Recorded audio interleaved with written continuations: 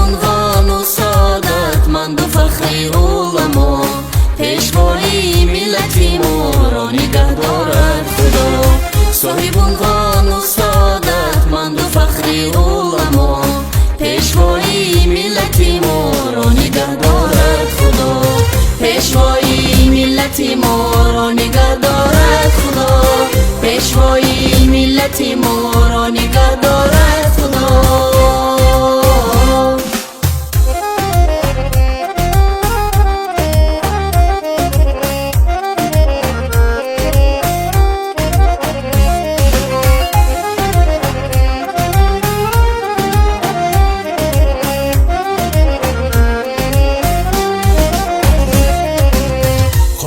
قانون گذاری را برای ما نوشت،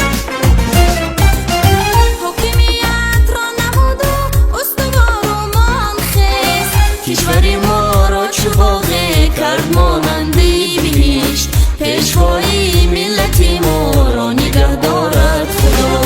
کشور ما را چوباغ کرد مانندی بهشت. پیشوای ملتی ما را نگه دارد خدا. پیشوای ملتی ما را نگه دارد خدا. پیشوای ملتی ما را نگه دارد خدا.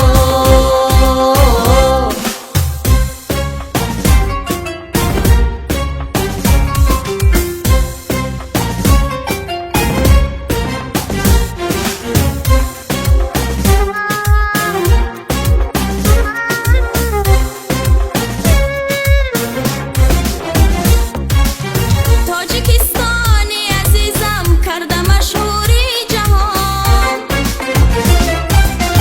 یا که نوروزی عجم را جشن بین مردمان، دنیا را با شادی رو دعاگو هر زمان.